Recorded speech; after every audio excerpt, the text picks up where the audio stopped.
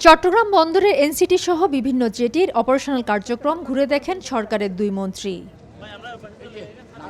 রোববার দুপুরে নৌমন্ত্রী শেখ রবিউল আলম ও প্রতিমন্ত্রী রাজীব আহসান সফরের দ্বিতীয় দিনে বন্দরের কার্যক্রম পরিদর্শন করেন। এই সময় চট্টগ্রাম বন্দরের এনসিটি বিদেশিদের পরিচালনা দেয়া প্রসঙ্গে মন্ত্রী বলেন, দেশ ও জাতির স্বার্থ অক্ষুণ্ণ রেখেই সরকার এই চুক্তি বিবেচনা করবে। আমরা একটা পরিবর্তিত পরিস্থিতিতে এগিয়ে যাচ্ছি, প্রতিযোগিতাপূর্ণ বিশ্বকে ফেস করছি।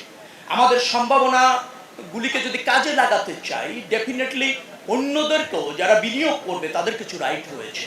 সেখানে একটা প্রতিযোগিতা আছে আন্তর্জাতিক পর্যায়ে। ভিয়েতনাম যে সুবিধা দিচ্ছে, শ্রীলঙ্কা দিচ্ছে, ইন্ডিয়া দিচ্ছে, দিয়ে আবার তারা সুবিধা দিচ্ছে।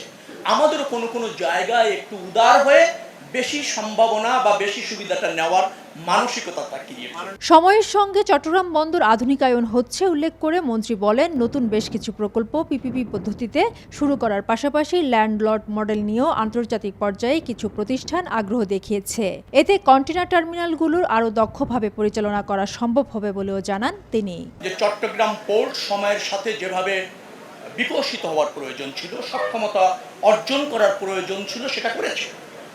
আবার আরও বেশি করার সুযোগও আছে যদি আমরা একটু সমন্বিতভাবে ফাংশন করতে পারি।